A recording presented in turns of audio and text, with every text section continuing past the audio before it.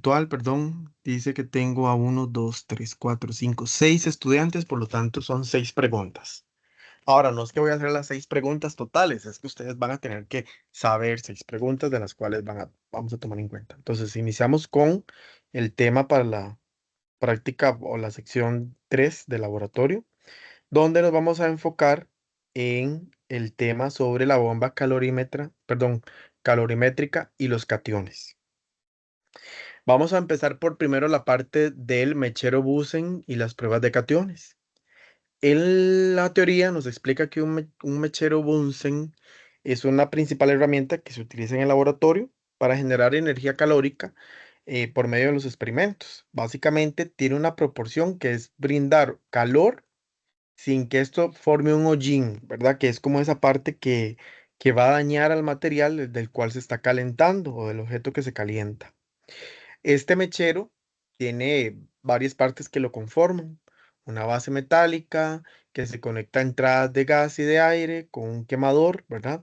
Y que esto a su vez se va a conectar con una tubería externa de gas y la cual a través de una llave de paso vamos a ir midiendo esa salida de aire y esa entrada de gas para poder hacer que éste se encienda y podamos trabajar las sustancias en el laboratorio.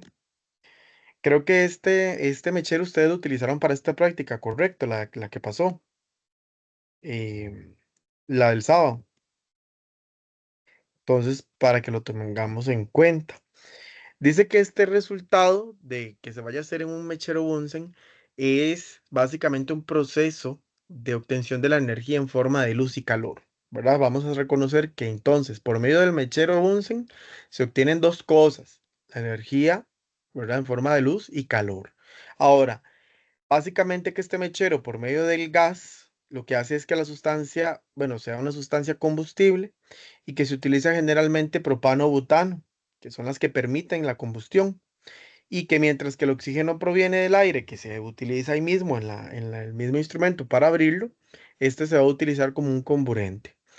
Ahora, mediante la regulación de ese instrumento, de la entrada del aire al mechero, vamos a obtener la mezcla del combustible con ese comburente, ¿verdad? En este caso va a permitir que nosotros tengamos dos tipos de llama, la llama de color azul y la llama amarilla, ¿verdad?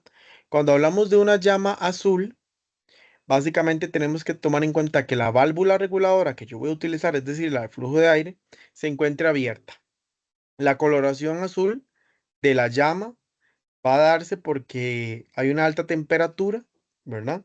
En ese proceso de combustión, lo que va a hacer es que por medio del oxígeno, al reaccionar con el combustible, va a ser una combustión completa y va a garantizar o producir CO2 o dióxido de carbono, vapor de agua y una cantidad alta de energía. Y esto lo vemos a través de la ecuación, que es el combustible que estoy utilizando en presencia de oxígeno al abrir el mechero Bunsen, ¿verdad? La válvula, se va a generar el CO2 y el agua.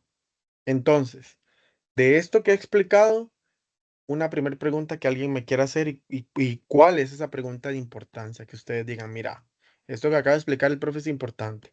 O qué pregunta van a hacer con relación a eso que ustedes tienen que saber. Cuéntame.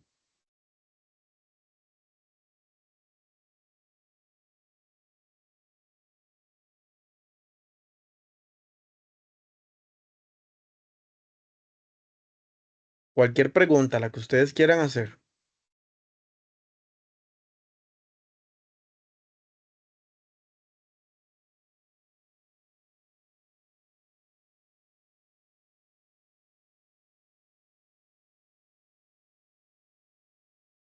A ver, yo les voy a hacer la primera para ayudarles. Resulta que es lo mismo utilizar y me pueden responder, ¿verdad? La idea.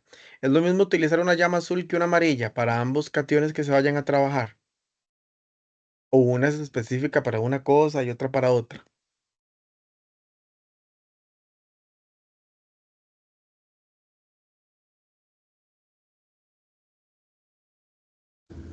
De no sé, supongo que una tiene más fuerza que la otra.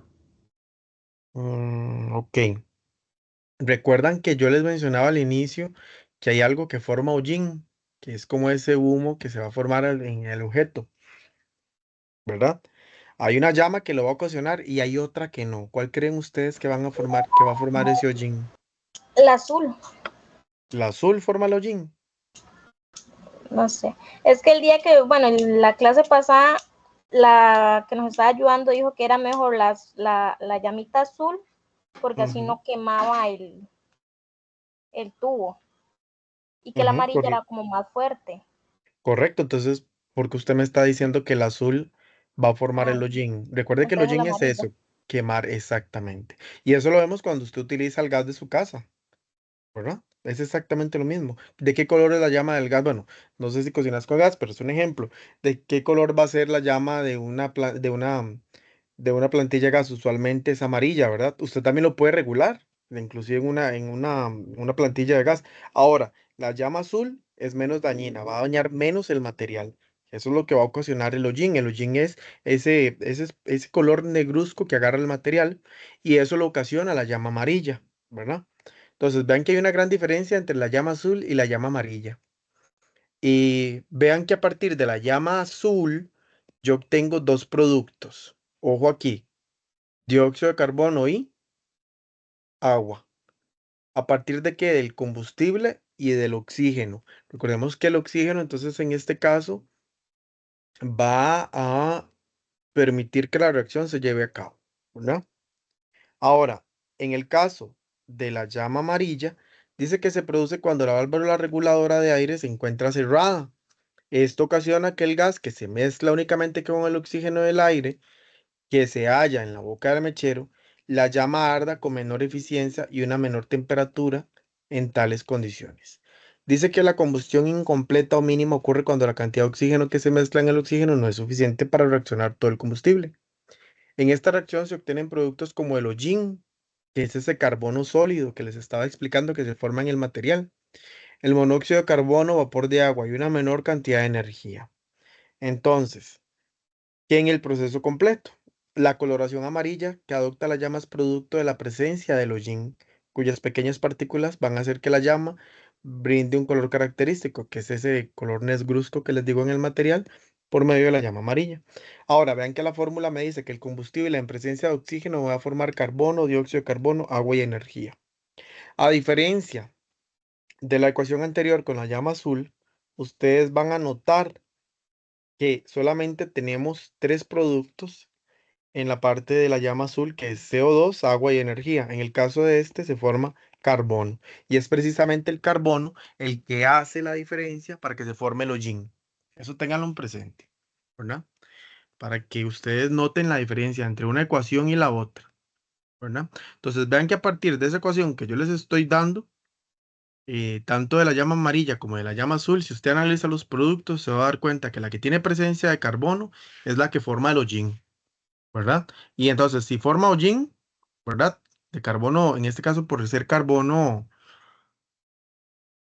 sólido, ¿qué va a pasar? Eso lo va a formar la llama amarilla. En el caso de la fórmula anterior, vean que está CO2, agua y energía. No hay presencia de carbono, por lo tanto no hay hollín. ¿En dónde? En la llama azul. Entonces ya hay dos diferencias. Yo les puedo poner a ustedes las ecuaciones y que usted me explique cuál de las dos es de la llama azul y por qué. Entonces, ¿cómo van a reconocer ustedes eso? Por medio de lo que yo les acabo de decir.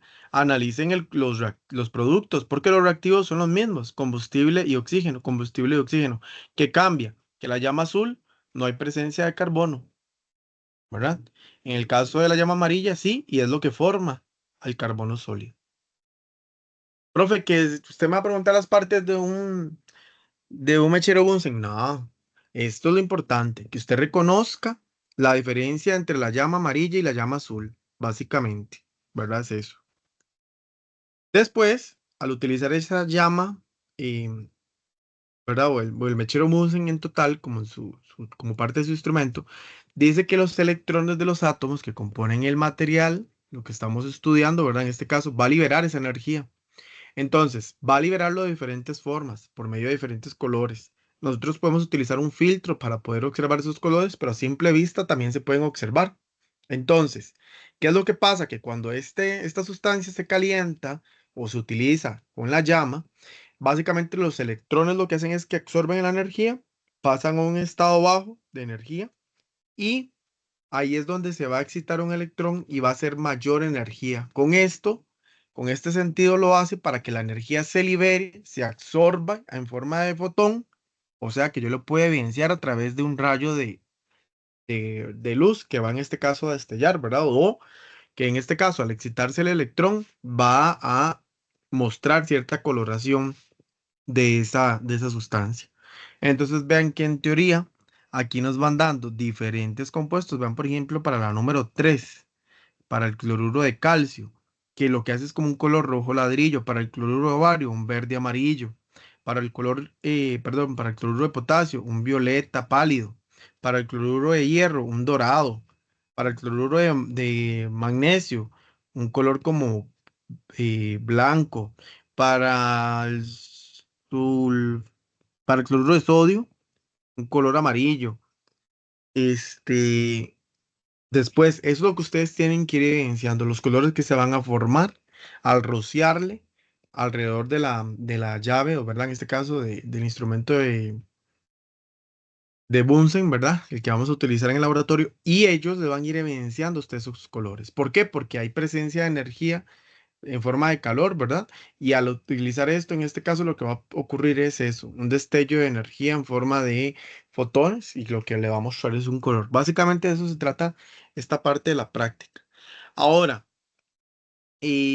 vamos a identificar que en teoría los reactivos o los iones metálicos que vamos a trabajar es el litio, el sodio, el cobre, el hierro y el potasio, y que en teoría la coloración debería ser rojo para el litio, que para el sodio tiene que ser un color entre amarillo y naranja y que para el cobre tiene que ser un color verde, para el hierro amarillo y para el potasio morado. Ya nos dan una escala de los colores. Entonces, este cuadro es importante a la hora de discutir los resultados. ¿Por qué, chicos? Porque cuando usted va a discutir los resultados, ya usted sabe que puede hacer referencia al cuadro 3.1 del Manual de Laboratorio de Villalobos 2020, porque le explica que la coloración que agarra ese catión a la llama va a ser, por ejemplo, en el caso cuando usted discuta el litio, de color rojo. Pero ¿quién lo dice? El manual. Y entonces la figura que usted tomó en el laboratorio de forma presencial cuando estaba haciendo eso, la fotografía, le demuestra que precisamente el ion metálico del litio agarra un color rojo tal como se describe en el cuadro 3.1 y lo describe porque lo describe Villalobos 2020. Entonces ya ahí es donde usted empieza a hacer su argumento. No sé si me explico en esa parte. Lo mismo para los demás cuando usted vaya utilizando los diferentes iones metálicos con la llama, ¿verdad? En este caso. ¿Queda claro? Esa es para la parte de la primera práctica. La segunda parte de la práctica es determinar el calor específico del hierro y de la combustión de un alimento. En este caso, vamos a empezar a hablar de el estudio de la energía y la transformación.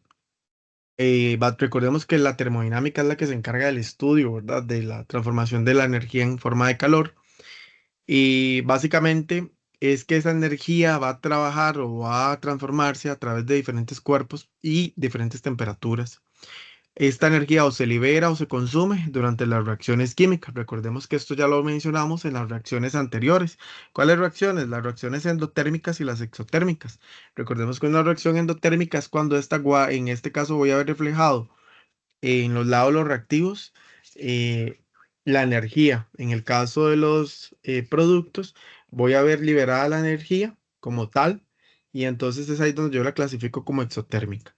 ¿Dónde vamos a estudiar nosotros el comportamiento del calor de una sustancia? Bueno, muy sencillo. Ahí como les puse una imagencita en la esquina, es ahora en los termos, ¿verdad? O en los vasos térmicos. Que usted deposita una sustancia fría, se mantiene fría a temperatura, es lo que le permite a ese líquido mantenerse. Lo mismo si es una sustancia caliente, ¿verdad? Le permite mantenerse caliente porque aísla, ¿verdad? También ese material y permite que ese calor específico de esa sustancia se permita almacenar. Muy importante. Después, ¿por medio de qué se va a estudiar esa transformación del calor? Por medio de la técnica de calorimetría. ¿Qué consiste esa técnica de calorimetría? Bueno, como les mencionaba, que el flujo a través del calor y un cambio de temperatura en un sistema aislado, o sea, en un sistema cerrado, ¿verdad? Entonces, ¿Qué es lo que más se utiliza? El calorímetro, que es un vaso, recubierto de una parte aislante que pide el intercambio que impide, perdón, el intercambio de la energía del entorno, ¿verdad? De un agitador, que es lo que permite es eso, mantener de manera homogénea, y de un termómetro también que lo va a conformar ese calor específico o esa temperatura específica dentro del instrumento de medición. Entonces vean que tenemos al calorímetro, que consta de un termómetro que nos va a ir indicando a cuánta temperatura se encuentra la sustancia depositada en el calorímetro. El vaso aislado es precisamente ese material que va a permitir mantener esa sustancia. La mezcla va a ser la que depositemos, y el agitador es el que permite mantener constante esa temperatura, ¿verdad? Entonces nosotros lo tenemos que estar moviendo cada vez que depositemos la temperatura. Si ustedes saben o ya leyeron la práctica del laboratorio, lo que ustedes van a ir a hacer es depositar unas sustancias, ¿verdad? Utilizando varios instrumentos de medición de volumen, y entonces las ponen a punto de ebullición, ¿verdad? Alto. Una vez que están, las depositan en el calorímetro para ver cuánta temperatura aumenta en este instrumento de medición. Básicamente es eso. Y después vamos a tener que el principio de de la termodinámica funciona de dos maneras. Primero, que el calorímetro va a indicar si dos sustancias a diferente temperatura se ponen en contacto dentro de un sistema aislado, el flujo de calor entre ellas es de igual magnitud y de dirección opuesta. Pero también nos va a indicar la magnitud del flujo de calor en el sistema. ¿Y de qué depende esto? De la masa y de la temperatura inicial y de la temperatura final, porque recordemos que al inicio, la sustancia que yo deposite, por ejemplo, agua dentro del calorímetro, tiene una temperatura inicial.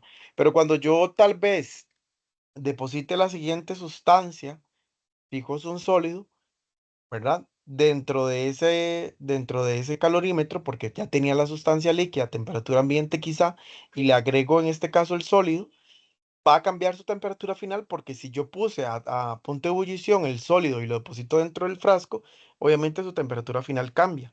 Y luego la idea es determinar ese calor específico de los cuerpos que hacen en este caso la transferencia de esa energía dentro de este instrumento de medición, que sería el calorímetro.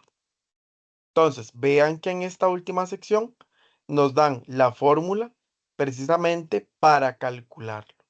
¿De qué forma? Utilizando la masa, la concentración en este caso de el calor específico y las temperaturas iniciales y finales.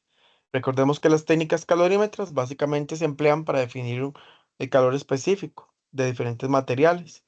Y ahora, ¿qué es calor específico? Es entender que es la cantidad de calor que se requiere para elevar la temperatura de un gramo de sustancia a grados Celsius. Ahora, este valor define la capacidad que posee un cuerpo para conducir el calor. Es decir, si es muy, en este caso va a conducir o no el calor, porque dependiendo de esta temperatura a la que llegue, lo hace.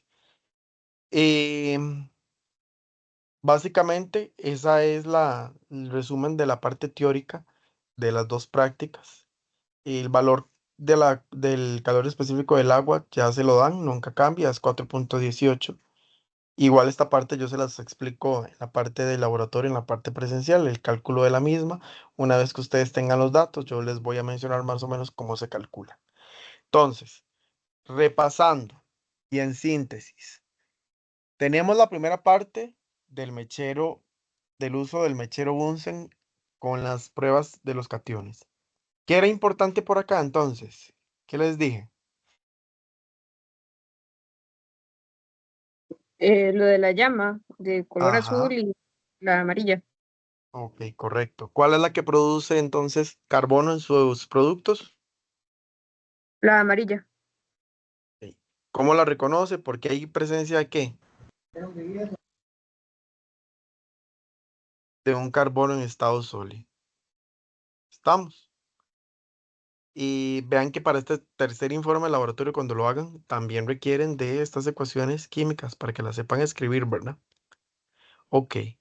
No les voy a preguntar los colores porque jamás de la vida le voy a preguntar por colores. Ya tenemos la importancia de la llama, azul y amarilla, recuerden eso. Ahora, ¿qué es importante aquí, chicos, en la determinación del calor? para ustedes, ¿qué es importante ahí? ¿Qué preguntarían ustedes mismos? ¿Qué es importante ahí que sepan?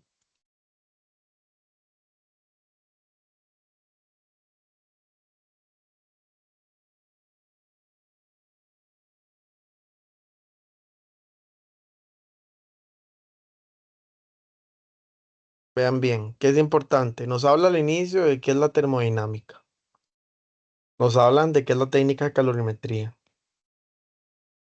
Nos hablan de la imagen del calorímetro.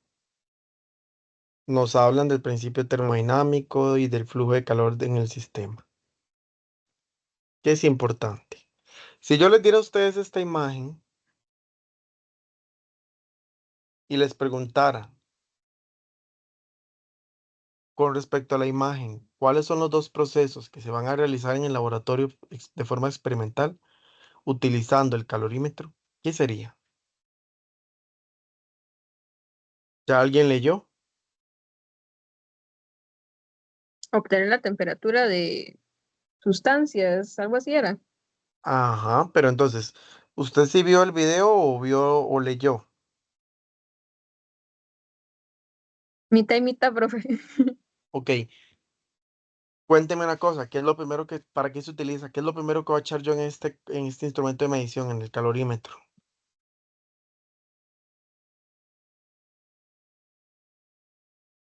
Eh, como la sustancia, algo así. Ajá, ¿qué sustancia es? Cuénteme. Ah, no, profe, hasta ahí no llegué. Ok, tomen en cuenta eso.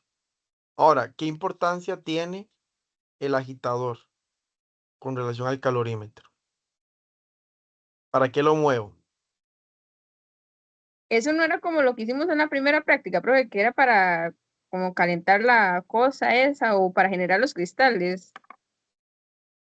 Parecido, pero ¿qué sentido tiene que usted esté moviendo la mezcla, agitándola?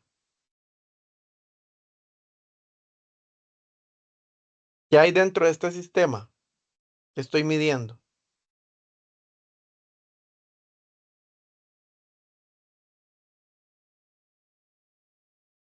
La temperatura, chiquillos. Entonces, se agita para que obviamente el grado de temperatura varíe, ¿verdad? Porque si no, entonces, ¿cómo me voy a dar cuenta yo realmente a qué temperatura está la mezcla que estoy introduciendo? Ahora, el objetivo de esta práctica es que usted deposite agua primeramente como sustancia principal y después la conserve a temperatura ambiente. Toma el dato. Una vez que usted toma el dato, después va a ir a la plantilla eléctrica, va a poner en punto de ebullición una sustancia utilizando un tubo de ensayo, va a depositar clavos o cualquier otro material, les van a decir determinado metal y lo van a calentar. Una vez que lo calientan, lo depositan dentro del calorímetro y miden cuánta temperatura hay. Por lo tanto, se cumple lo del sistema, lo del calor, lo del flujo de calor. Tengo que tener la masa de la temperatura inicial, ¿verdad? Tengo que, bueno, la masa en este caso, del sólido que vaya a depositar, la temperatura inicial y la final, para poder calcular el calor específico. Entonces, ¿qué era el calor específico de X material? La masa del agua. O sea que tengo que ir a tomar otra vez la masa del agua en la balanza. El calor específico del agua. ¿Cuál es ese valor del, perdón, ya no les dije nada, del calor específico del agua? 4,18, ese no cambia. Multiplicado por la temperatura final del experimento que hice, más la temperatura inicial del agua. Dividido entre la masa del material, en este caso el que estoy depositando, por la multiplicación de la temperatura final menos la inicial del material, no del agua. Ven entonces, ¿qué es importante reconocer de esta parte del calorímetro? Este instrumento. ¿Cuál es el objetivo de ese instrumento? Mantener que el grado de calor, de cambio del grado de calor y mantenerlo aislado de la temperatura ambiental. El objetivo es ver qué tanto aumenta la temperatura del objeto que se deposite, ¿verdad? Sea un sólido, un metal, etcétera. Usted lo deposita y entonces queremos analizar, obviamente para poder analizar cuánto aumenta en temperatura, tiene que utilizarse una plantilla. Entonces, reconozcan cómo se llama este instrumento de medición, para qué le sirve el agitador, para mantener constante esa temperatura que se está manteniendo aislada en ese sistema de calor y demás. ¿Dudas, chicos?